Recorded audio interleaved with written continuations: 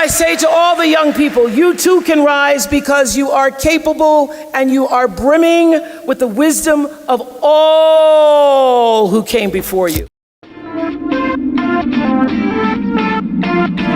Bienvenue sur la chaîne de Azriel TV9.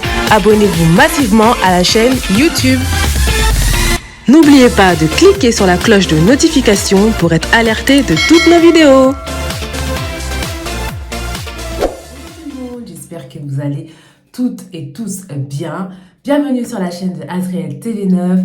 Je suis ravie de vous retrouver encore une fois de plus. Donc voilà, c'est un plaisir de vous revoir, qu'on se revoie. Merci à vous. Donc avant de commencer la vidéo, abonnez-vous à la chaîne YouTube Azriel TV9. Commentez, partagez, likez. Appuyez sur la cloche de notification pour être alerté de toutes les vidéos qu'on mettra en ligne. Désolée, j'ai l'impression que ça fait archi longtemps que j'ai pas fait de vidéo face caméra comme ça. Je sais pas, c'est pas fluide. Donc voilà, n'hésitez pas à vous abonner. Et avant de commencer la vidéo, joyeux Noël, meilleurs vœux, de la santé, de la réussite, prospérité, voilà. Donc voilà, avant de commencer, vous savez que l'association a 3 services. Donc le premier, c'est Azriel Car. Je vous lance la pub et on se retrouve juste après. Donc si tu veux louer une voiture, voilà, une voiture à 9 places où tu pourras aller en vacances pour se déplacer, pour profiter un peu du bon temps qui va arriver. Nous, Azriel Car, voilà, on est là, on loue des voitures, on loue des trafics pour vous si vous voulez. N'hésitez pas à nous contacter. La deuxième pub, c'est Azriel Fret Livraison. Je vous envoie la pub et nous, on se retrouve juste après pour le 3e service. C'est parti. Azriel Service Fret pour l'envoi de vos colis au Congo-Kinshasa et bientôt partout dans le monde. Vous pouvez nous faire confiance pour vos colis qui seront en bon état, bien sécurisés et arriveront à bon port. Donc, Bobanga Teba, colis Nabino et Kozala entre de bonnes mains avec Azriel Service Fret. L'efficacité, c'est notre travail, donc pas de soucis. Bota la vidéo Oyena Suka pour besoin de renseignements, na précision nyoso pour benga biso pour na colis Nabino. Si vous souhaitez envoyer vos colis au Congo-Kinshasa, vous n'avez pas d'agence ni de carton, Azriel Fret Livraison est là pour vous. On a des cartons de toutes les dimensions disponibles, donc n'hésitez pas à nous contacter. Donc voilà, direction Congo-Kinshasa, on a 2 points relais qui se situent à Kinshasa pour récupérer vos colis, c'est Njili et Kassavubu. Donc n'hésitez pas à nous contacter, on va vous laisser notre numéro de téléphone. Le délai de vos colis pour que ça arrive au Congo-Kinshasa, c'est entre 3 semaines et 1 mois. Donc par voie maritime, c'est-à-dire par bateau. Donc voilà, c'est très rapide, très professionnel, très sécurisé. Donc n'hésitez surtout pas à nous contacter. Maintenant, il y a Azriel Fret Livraison en Angola. Donc on a un point relais en Angola. C'est au marché de Kinkolo. Donc voilà, quartier Kinkolo. Point relais marché de Kinkolo, tout près du collège Alfonso. Merci. Donc voilà, le 3e service, c'est Azriel Queen Secret. Je vous invite à regarder la pub et nous, on se retrouve juste après pour passer à notre concept préféré, Histoire vraie. Si tu es intéressé par nos produits, n'hésite pas à nous contacter.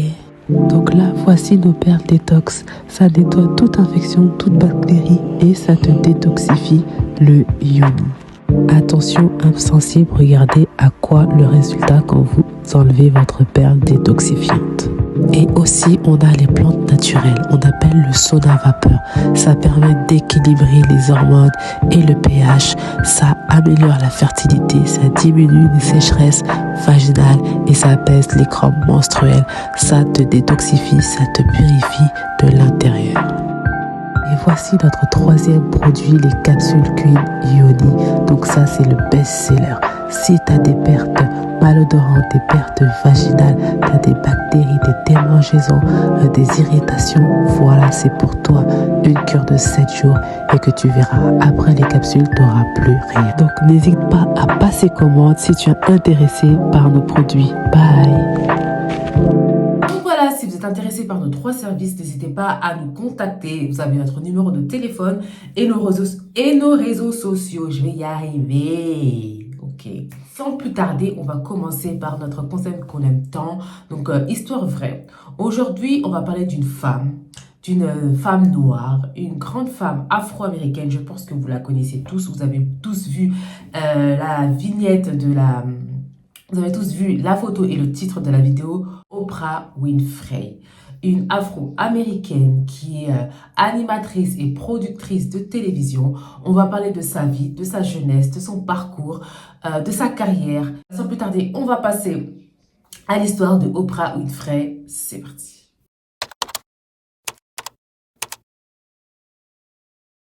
Oprah Winfrey, ou simplement Oprah, née le 29 janvier 1954 à Kosciuszko dans l'État du Mississippi, est une animatrice, productrice de télévision et de cinéma, actrice, critique littéraire, essayiste et directrice de la publication de magazines américains.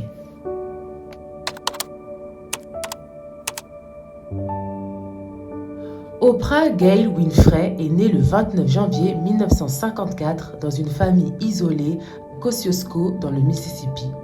Il est probable que son prénom à l'origine soit Orpah, d'après un personnage biblique du livre de Ruth prénommé Orpah. Plus simplement, Vernita Lee, sa mère, ayant accouché à domicile, a fait appel à une sage-femme qui, lorsqu'elle s'est rendue au service de l'état civil de la mairie, se serait trompée en rédigeant l'acte de naissance. Oprah Winfrey, par son père, est la descendante d'esclaves qui vivaient dans la région des Loess Hills durant la moitié du XVIe siècle. Ses arrière-grands-parents, Constantine et Violet, appartenaient à un fermier blanc, Absalom Winfrey. Après la fin de la guerre de sécession, Constantine et Violet, déjà mariés, sont affranchis et Absalom Winfrey les autorise à prendre son nom comme nom propre, Vernon Winfrey et leur petit-fils.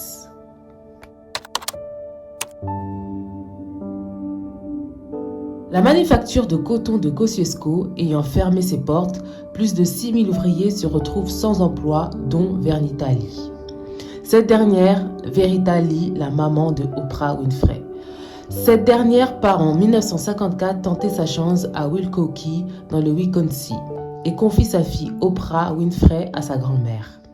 Hattie Mae Lee et son mari Earless Lee sont propriétaires d'une petite ferme où ils pratiquent l'élevage de porcs.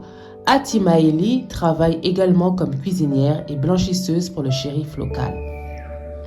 Cette dernière lui apprend à lire, écrire et compter dès qu'elle est âgée de 2 ans et demi. Durant son séjour chez sa grand-mère, elle assiste aux offices de l'église baptiste. En 1957, c'est lors d'un office que la jeune Oprah Winfrey, âgée de 3 ans, fait sa première prestation orale en public en lisant un texte de sa composition sur Jésus durant l'office de Pâques. Oprah Winfrey se fait également remarquer en récitant le poème Invictus de William Ernest Henley. Ses performances scolaires font qu'elle entre directement en 3e grade, l'équivalent du cours élémentaire de 2e année de l'éducation nationale française.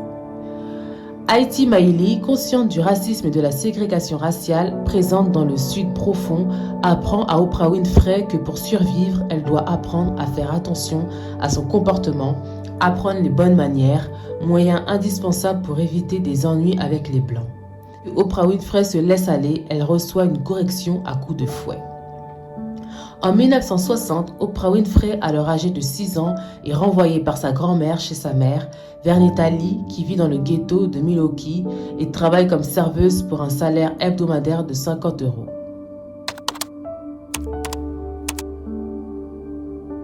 À partir de l'âge de 9 ans et jusqu'au début de son adolescence, Oprah Winfrey subit des agressions sexuelles de la part de son cousin, de plusieurs de ses amis ainsi que de son oncle.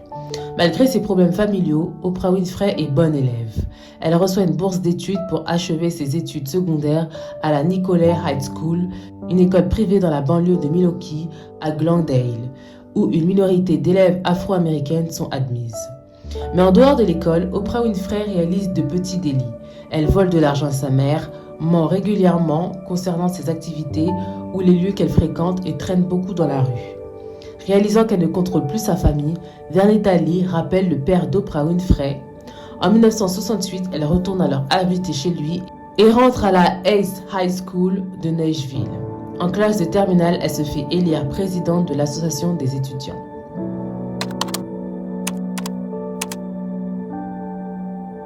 En 1971, fois diplômée de la East Nashville Magnet High School, Oprah Winfrey pose sa candidature auprès de l'Université d'État du Tennessee, qui l'accepte. L'université est un établissement qui fait partie des universités historiquement noires. L'université n'ayant pas de programme consacré à la télévision ou à la radio, Oprah Winfrey choisit la filière d'enseignement d'art dramatique. Aux grandes dames de son père qui lui déclare « Je ne t'envoie pas faire des études pour que tu deviennes une actrice ». Elle y bénéficie de l'enseignement des docteurs Thomas Pogge, William Cox et Jamie Williams, reconnus pour leur talent par les étudiants. Mais Oprah Winfrey déteste l'ambiance de l'Université d'État du Tennessee. Elle ne veut pas être une militante noire. Cela était courant chez ses collègues.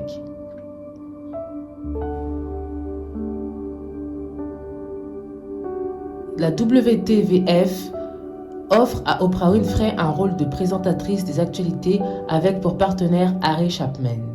Émission qu'elle tient les week-ends et commence en 1973. Elle est non seulement la première femme de Nashville à présenter le journal à la télévision, mais la première personne afro-américaine à le faire. Le personnel de la WTVF se rend compte qu'Oprah Winfrey a un avenir qui va au-delà de ce qu'elle peut lui offrir, et au-delà des frontières de Nashville. Par ailleurs, l'arrivée des femmes à la télévision modifie leur importance en inventant de nouveaux styles. Remarquable est celui de Barbara Walters, qui est recrutée en 1976 pour une durée de 5 ans par la CBS en lui offrant un salaire de 5 millions de dollars. Connaissant cela, Oprah Winfrey ne peut ignorer les possibilités de progression salariale qui s'offrent à elle.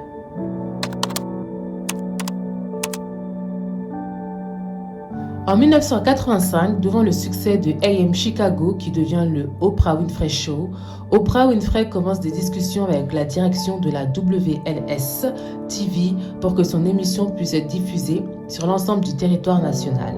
Si le show est distribué sur le réseau national, alors de son côté, Oprah Winfrey aura une meilleure maîtrise sur le contenu et de son côté, la WLS TV gagnera plus d'argent en faisant distribuer le show par la King World sur le national tout en gardant la main sur la diffusion sur le local.